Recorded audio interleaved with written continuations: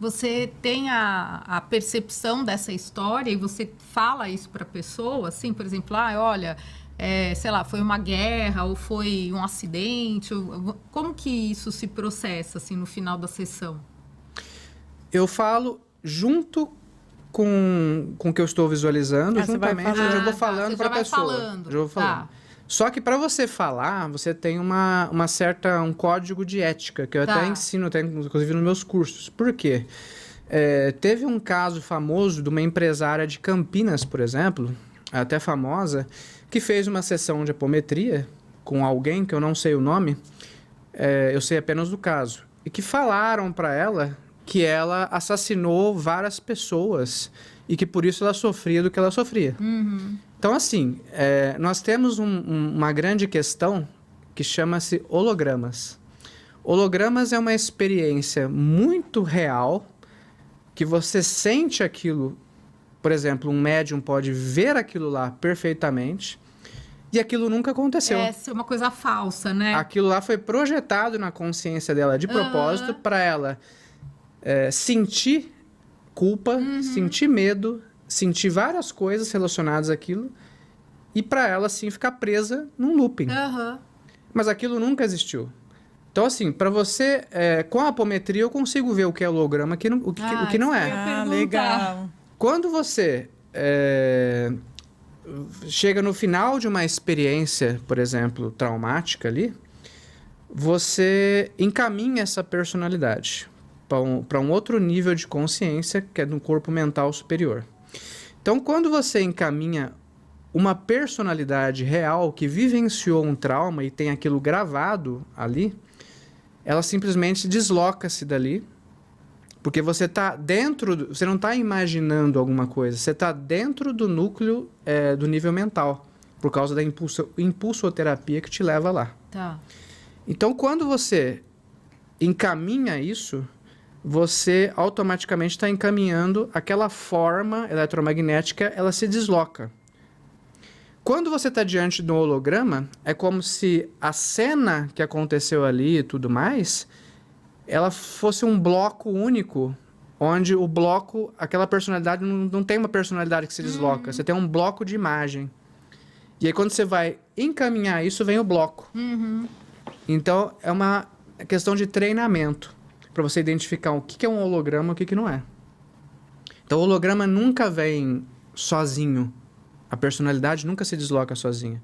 A personalidade vem num bloco junto com a imagem do trauma ali gerado. Então, você percebe que é uma holográfica, uma imagem holográfica, que foi colocada ali. Para fingir que é real. Para fingir que é real, para dar a sensação... Então, por exemplo, se tiver uma ideia de que a pessoa assassinou muitas pessoas em outra vida, você não vai falar isso para a pessoa, é isso? É isso que é a questão de ética que eu estava falando. Que se eu percebo que o negócio está bem forte ali... Por exemplo, eu já atendi uma pessoa que fez magia negra, onde ela me relatou que abriu um porco com uma faca, ela mesma, e colocou foto do marido dentro. Isso foram 3 porcos que ela me falou. Então, para uma pessoa chegar num estágio desse, e aí misturou com um monte de coisas lá. Então, ela me relatou isso. Então, ela mexeu com muita coisa ali, e o marido dela, depois de 1 mês, faleceu de câncer. Foi fulminante. Nossa. Então, existe isso. É o caso, por exemplo... se uma pessoa faz um trabalho com uma certa intenção desse nível, vamos dizer assim, é o caso, por exemplo, de um médico que morre da especialidade que ele trabalhou. Muitas vezes ele atende uma pessoa que sofreu um caso desse. E aí pode ter uma programação naquela pessoa que quem mexesse com ele, a programação saía e ia para o médico. Então, automaticamente transferido. E aí, o médico sofre aquelas consequências. Caramba. Que é relativamente comum. A gente vê e fala, nossa, mas a pessoa morreu daquilo que ela tratava. Exatamente. Então, assim, tem um porquê. Um terapeuta, ele tem uma opção de atender ou não a pessoa. O médico não tem. Sim. Ele está fazendo o ofício dele ali. Lógico. Não pode falar, não vou te operar. Não tem dessa. Ele tem que operar. alguém tem que operar ele. Então, E por isso que o muitas vezes médico ele nem ganha. tá ligado nisso. Por isso que o também. médico ganha muito bem também para isso, né? Então, assim, ele está arriscando de uma tal forma. Então, isso existe. Então, por exemplo, um câncer, né? Pode ser uma situação vivenciada lá atrás, numa pré-programação, ou pode ser um caso desse. Que a pessoa matou 3 porcos com a mão, vivos ali. É uma situação totalmente... E ela te contou isso. Ela me contou friamente, assim, normal, como se tivesse... Então Tomei foi... café hoje. E é claro que a vida dela desmoronou e várias situações aconteceram que ela me relatou. Então, é assim, nada acontece por acaso, né? Então, assim... Então, é um caso extremamente forte, pesado. E se eu percebo que uma pessoa passou por uma situação dessa numa outra geração, vamos dizer assim, eu não vou falar para a pessoa isso. Entendeu? Porque que eu não vou estar ajudando em nada ela. Eu não preciso que a pessoa... O fato da pessoa estar na minha frente, ela já está me autorizando a agir. Então, ela está me dando autorização para eu utilizar as técnicas para ajudar ela da melhor forma possível. Então, eu posso inconscientemente trabalhar esses aspectos lá e ver o que dá para fazer, porque num caso desse é mais pesado. É pesado. Também tem coisas que faz parte da ação e reação também, né? Sim, então ela vai conseguir limpar isso? Vai, mas às vezes vai demorar um pouco mais. Então, uma situação pesada assim, você não tem que chegar para a pessoa e falar. Ainda mais se você não sabe se é holograma, se não é, qual que é a situação. Então, você tem que ter uma consciência de que você está ali para ajudar e você é um instrumento para ajudar e não para atrapalhar. Então, na verdade, tem filtro, porque às vezes a gente fica com uma ideia que na apometria não tem filtro. Vai né? falando Acho que tudo. depende de quem... Então, como eu citei, uma pessoa de Campinas traumatizou ainda mais a empresária. Ela pegou um trauma mesmo que, assim, os relatos são que ela ficou deprimida, gerou coisas que ela não tinha. Sim. Então, você só atrapalhou. Então, num caso desse, você não conta. Você realiza aquilo que tem para realizar. Você pode contar ou informa que foi um holograma que estava ali, ou você pode contar, vamos dizer assim, até certo ponto a história. Versão com cortes. A versão com cortes. Você dá uma editada no negócio ali. Então, você tem que ter essa consciência automaticamente quando você está captando uma sensação que a pessoa vivenciou, o que está no campo eletromagnético da pessoa, para você falar o que você vai falar, tudo isso. Então, tem que ter uma ética e um preparo, né? Então, você tem aí muitos exercícios para fazer, para você se preparar, para você ter um conhecimento, para você apresentar para a pessoa. É a mesma história, por exemplo, você sair falando que você vai captar a energia da fraternidade branca e vai... todas essas coisas de mestres, de todas essas coisas, né? Você tem, por exemplo, uma psicanalista muito famosa da década de 80, a doutora Violet, que ela falava, os mestres como vocês conhecem são pura imaginação e ficção. E ela relata, eu não estou dizendo que os mestres não existem, mas aquilo que vocês conhecem como mestres são pura ficção. Então, assim, existe uma energia, existe uma coisa maior, existe toda uma engenharia por trás. Só que, assim, para eles descerem num nível denso como nós estamos aqui, um ser de pouca intensidade, mas já desperto, ele tem que fazer uma força tremenda para estar aqui, né? para rebaixar aquela energia para chegar num ponto aqui. Então, é muito mais fácil você acessar alguém de baixa frequência que se passa por um mestre ascensionado, porque isso é muito simples. O nível astral você se transforma no que você quiser. Então, assim, do que você acessar realmente alguém lá de cima. Então, tem todas essas situações que a gente tem que entender, envolvendo, né, toda a situação. Então, não dá para você fazer um cursinho de 30 minutos e começar a atender, né? Exatamente. É uma responsabilidade muito grande, né? Você vai estar abrindo o campo da pessoa. Por exemplo, antes da gente começar, você falou que algumas doenças, elas têm uma causa original, né? Por exemplo, sei lá, problemas no pulmão, medo da morte. Você poderia falar algumas outras coisas, sei lá... Acho que uma coisa que tem aparecido muito, né? Que tá uma epidemia, eu acho que é depressão. Depressão, né? Abuso de drogas também, eu acho que seria legal falar, né? Sim. A depressão em si, ela tá ligada aí a muitos fatores, né? Você não tem uma situação específica. Porque a depressão em si é uma falta de reconhecimento, vamos dizer assim, do que você realmente é. Então, quando você não consegue atingir o seu verdadeira... Sua essência, vai. Vamos colocar como essência, assim. Você está recebendo, muitas vezes, um chamado. Então, muitas vezes, aquela pessoa está tendo, vamos dizer assim, uma hora extra. Ela já está fazendo uma hora extra. Ela já não tem... uma coisa que é importante a gente diferenciar o que é um karma de uma pessoa e o que é uma pré-programação. De repente, a pessoa simplesmente ela está aqui porque ela está seguindo uma programação. Ela não tem mais o aprendizado que a gente está acostumado a entender de uma situação. Ela está pré-programada para aquilo. Assim como uma árvore está programada para crescer, ela vai crescer e vai dar os frutos relacionados àquela árvore. Então, a pessoa entrou, vamos dizer que nasceu aqui com uma pré-programação. Ela está seguindo, ela não tem muito o que... Essa questão de, estou aqui para me melhorar. Como se fosse um piloto automático, assim? Exatamente. Ela vai se melhorar como aqui? Outro dia eu peguei um táxi de uma pessoa e ele falou que encontrou uma mulher, era 7h15 da noite, na rua, e ela estava caída, pedindo por ajuda. E ele parou o carro imediatamente, foi lá, ajudou aquela senhora, tudo bem, ajudou ela a se levantar. Quando ajudou a se levantar, vieram duas pessoas... Deram uma surra nele, bateram, ainda roubaram, assaltaram ele e a mulher saiu rindo junto com os dois marginais, vamos dizer assim. Uhum. Então, assim, como é que você vai... Você vai testar a sua... Lógico que faz parte do seu lado humano você ajudar as pessoas.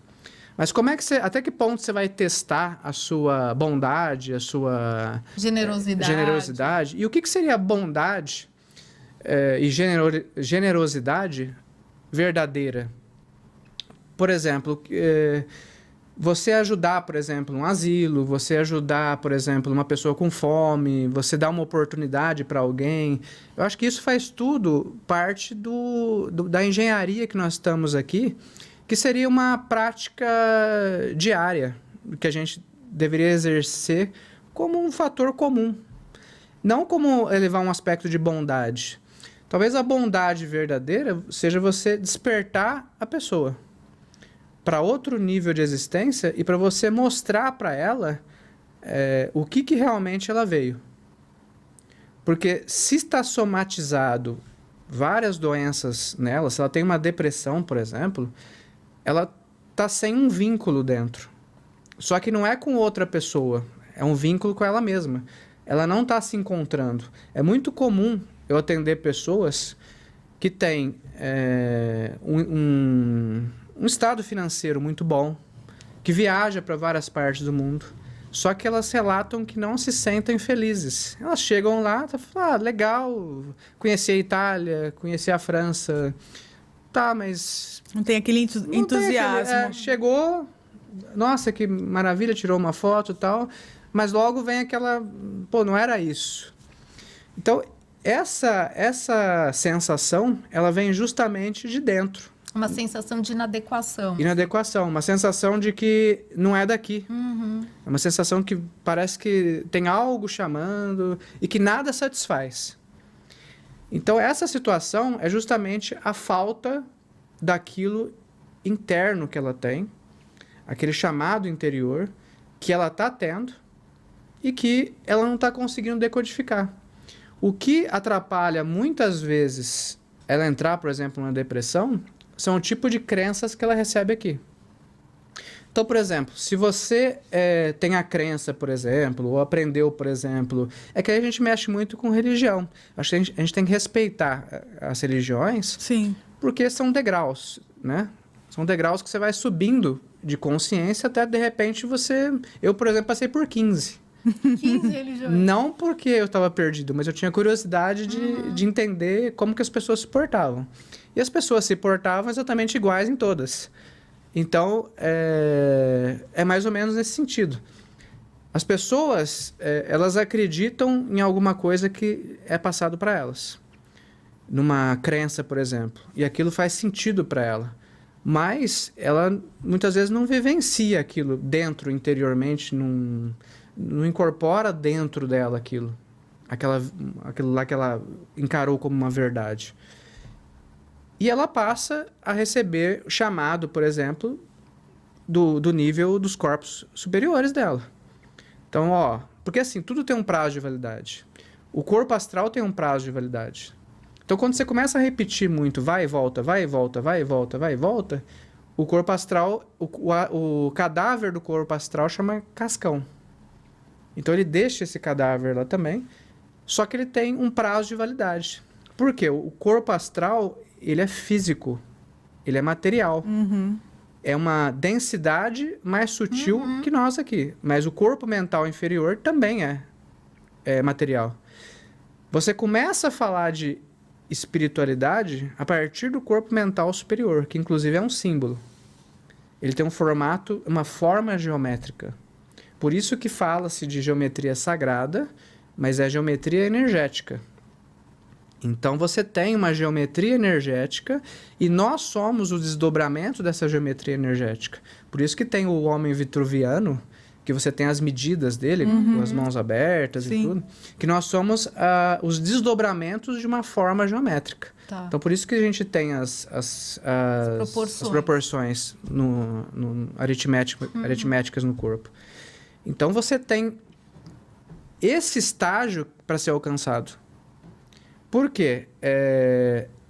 A personalidade não é gerada quando ela é integrada ao corpo mental superior.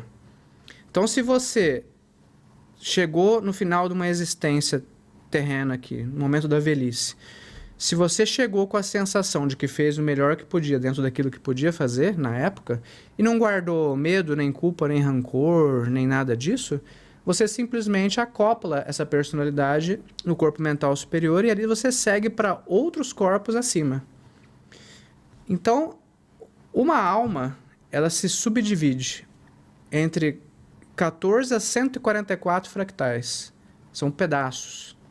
Então, aí você tem toda essa subdivisão coexistindo em algum momento, em algum tempo e espaço. Depende do propósito que ela se prontificou. Então, você tem esses vários fractais, ou vários pedaços, para serem integrados. Então, o objetivo, vamos dizer assim, da vida, é justamente você se integrar no corpo mental superior. Então, o objetivo único que a gente está aqui, como um todo, não é simplesmente você praticar a caridade. Isso faz parte da existência, ou deveria pelo menos fazer parte da existência comum, assim, de você encarar o outro como uma parte ali de algo superior, em que você dá condições a ele de chegar na mesma consciência que ele tem que ir por um estágio acima. E não ficar repetindo esse ciclo interminável aqui. Sem sentido, né? Porque a vida como a gente leva aqui é um jogo de forças muito forte, assim, dentro de nós mesmos, que é política, muitas vezes até religião. Se o caminho é único, por que existem tantas religiões? Então, assim, nós temos que, muitas vezes, despertar a pessoa para chegar nesse nível do corpo mental superior. Esse seria o objetivo único aqui. Perfeito. A missão de cada um aqui. Então, quando você não chega nisso, você entra, por exemplo, num estágio depressivo.